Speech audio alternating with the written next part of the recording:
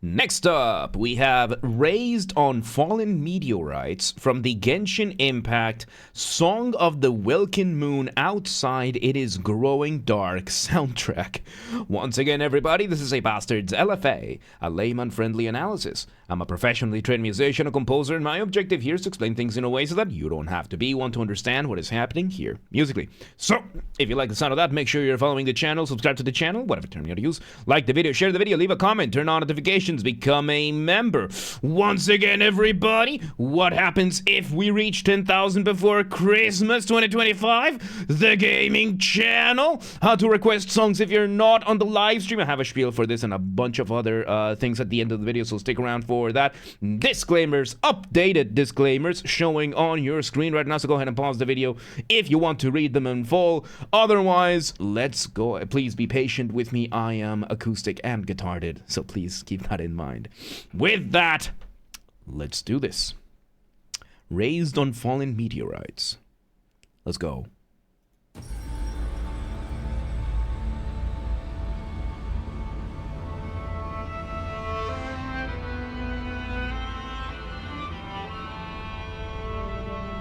Okay, so we start with a very fascinating drone, and then we bring in what sounds to be maybe a cello with our initial motif, right? Motif being the smallest version of your musical idea, the essence from which everything else comes from. How can you be mad at James for pausing if he's trying to do what you suggested the song for? I don't know. I don't want to. I mean, I can see how people wouldn't understand the point of the show or copyright or why I'm so copyright paranoid and stuff like that, but I do the show the way I'm doing. That's why we have the disclaimers at the start. So if you get mad, I warned you at the disclaimers. So there you go. How do you recognize a motif? Usually, it is going to be the first proper melody that is introduced in your music. That is usually how you recognize a motif. This is something that has been a practice for a very long time, because it is what you present with the music. You're presenting the original idea of the music. For example, if we were to bring in Beethoven's Fifth Symphony, that's the motif. It's the first thing you hear. Then there are exceptions. For example, Mozart's, I think it was symphony. It's either 20 or 40.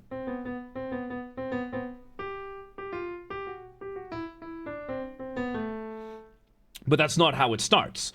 You start with. What was it?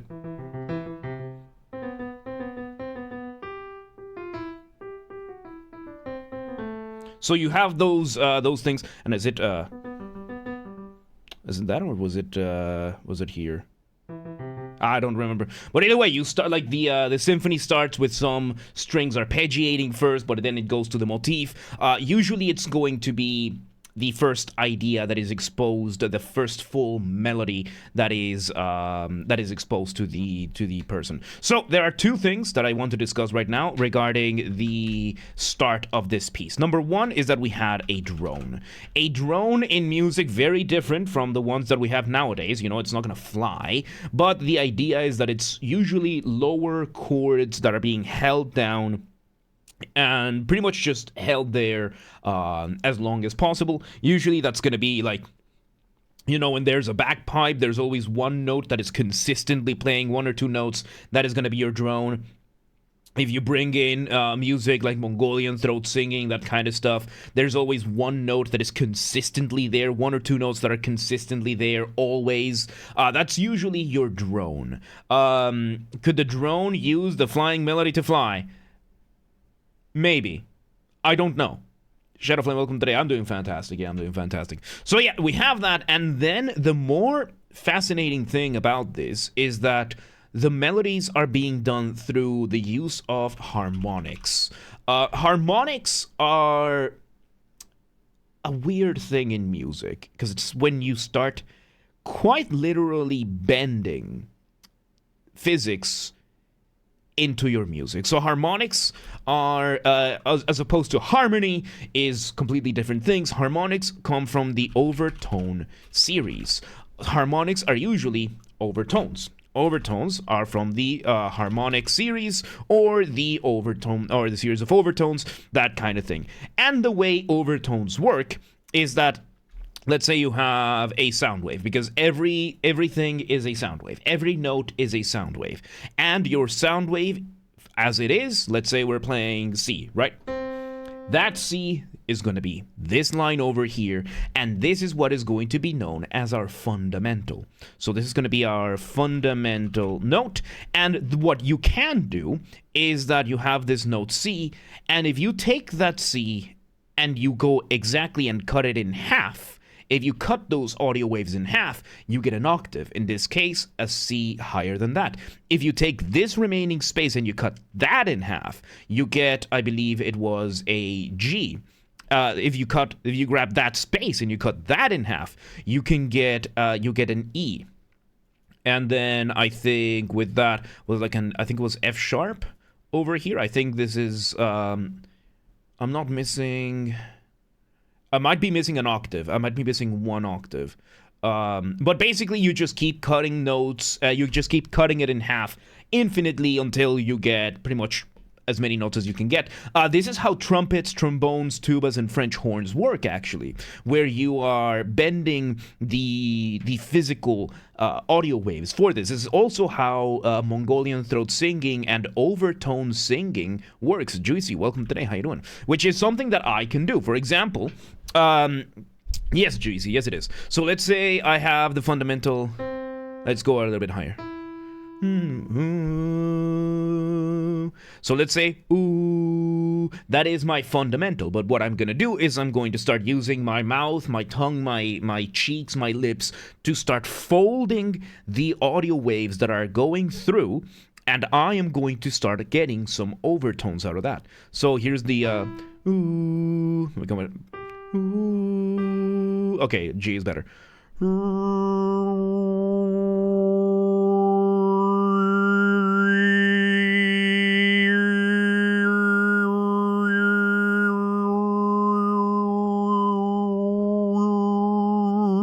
So you can hear the notes on top of the notes. Yes, with this you can sing two notes at the same time. And if you add the undertones of Mongolian throat singing, you know,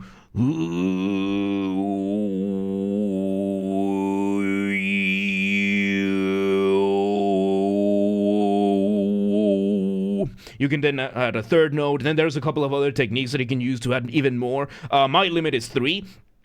But yeah, with that we have harmonics. The way that it works on stringed instruments, for example, in this case we have a cello playing right now. As you can see, it's this one over here, the big one, the second biggest one, the one that you need to lean against your body to play, is that you will have the strings, and this also applies for other string instruments like guitars and basses and whatnot. So curiously enough, for cellos and stringed instruments, these strings have the same principle as the line of sounds. So if you grab this bridge down here all the way to this bridge down here, and you then grab the perfectly halfway point, and you then lightly touch the string on top of it while playing, you get the harmonic series. And you start doing that with the different ones, and there you go. Correct, valid user, because there is no OnlyFans. Exactly. So we're having these going on over here, and we are using that. That's why it sounds so ethereal and so weird, because we're using both the harmonic series and drones over here, which is fairly common for Celtic folk music to include this kind of stuff. So let's see where it goes.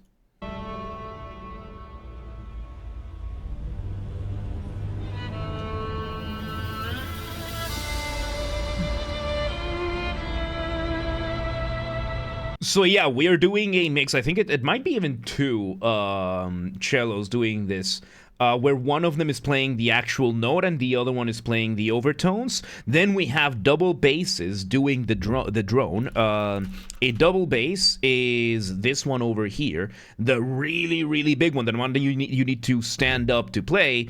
It's same overall thing. So I think we are having some double basses doing those in harmonics in here while this is happening. We added a little bit of percussion. Let's see where it goes.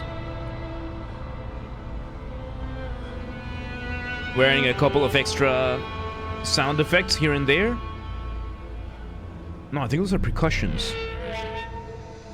Adding a little bit of guitar there.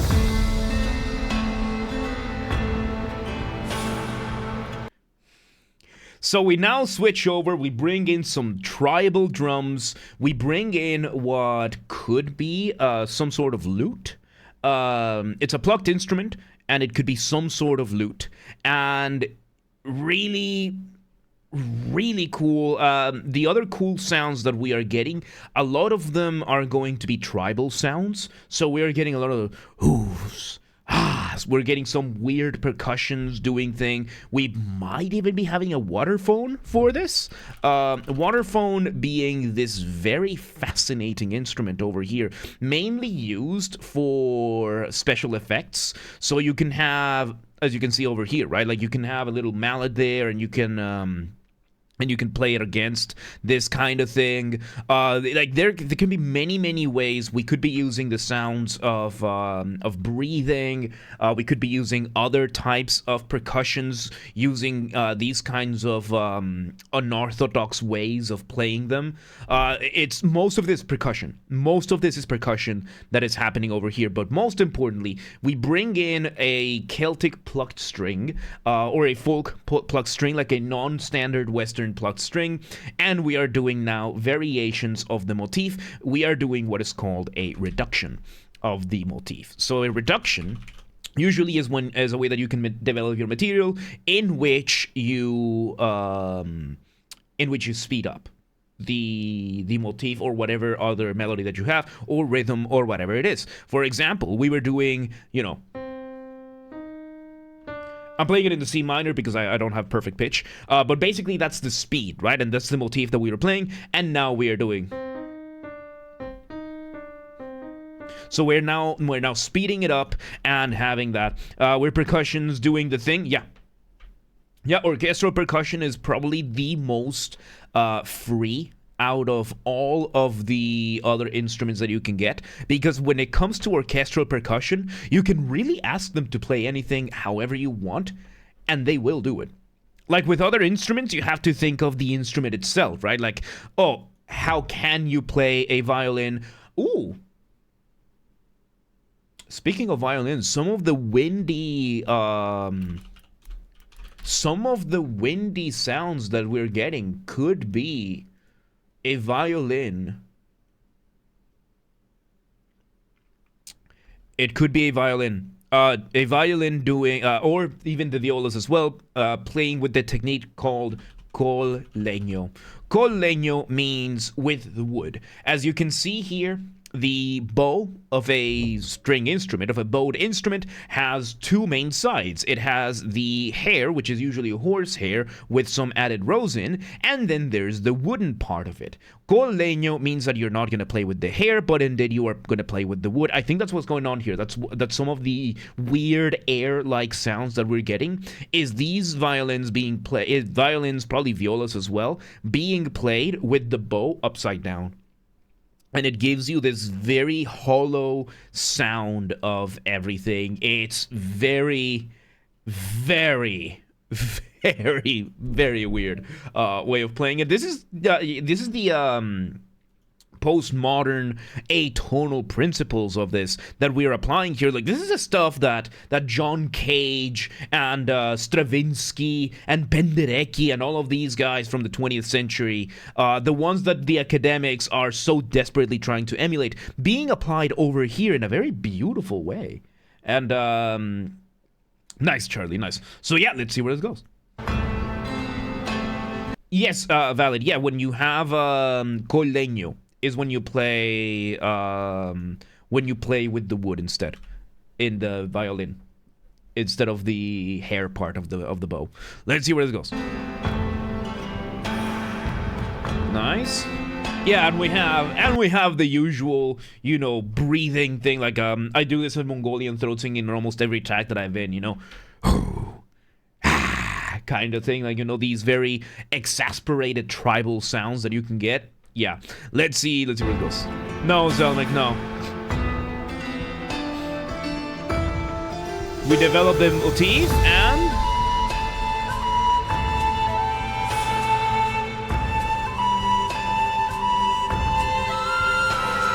so we now bring what sounds to be a pin whistle. I think it's a pin whistle. Come on, give me a pin whistle, which is one of these traditional, one of the more traditional folk instruments that can be used.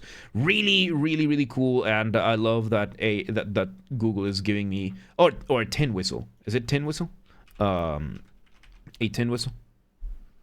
Yeah, there you go, a tin whistle, sorry. A tin whistle over here kind of looks like a recorder, but they are used like this, and we're doing variations of this. We bring in what sounds to be either a cello playing high or a viola, and we're continuing just developing the same material that we were doing. We're doing what the plucked string was doing, what the cellos did at the very beginning. We're doing that again, just over here. Let's see where it goes.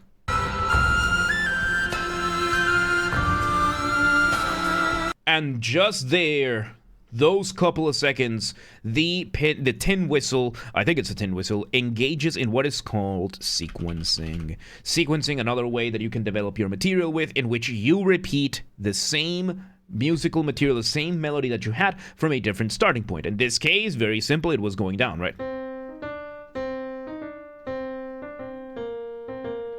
That kind of thing, where we're doing slight variations of it, we're repeating still the material, and we're just moving from one spot of the scale to another. Let's see where it goes.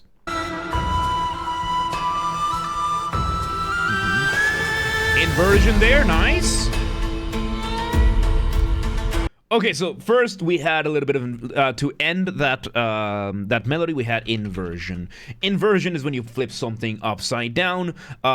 We had a bit of inversion there, bringing basically going upwards and making sure that melody is going upwards instead of downwards. Really cool. Now we bring in a change. We bring in a throat singer at the very, very low. Sounds like this is on the Celtic, maybe Gaelic side of throat singing. Like different techniques go for different I know how this is going to sound, but different traditions of throat singing will use different parts of the throat to throat sing. So the Mongolian variant is going to sound a little bit different from like the Tuvan or Viking one, right? Like they're going to sound somewhat different. And right now the more Viking, that's the one seen more across Europe kind of thing. And let me go back a couple of seconds and see where this goes. Tade, welcome today. How you doing?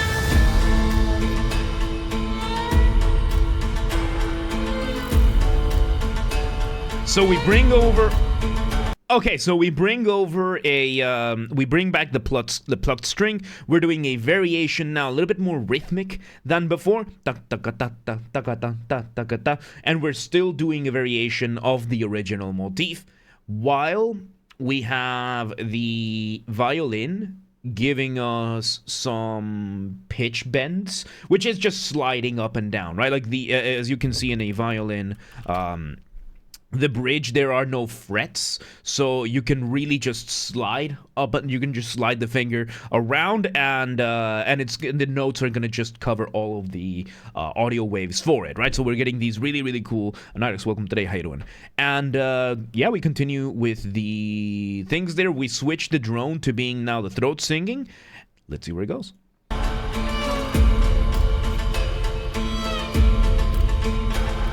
Little variation there, so it's a little bit more rhythmic this time around. Hell yeah! A little bit of tremolo there, nice.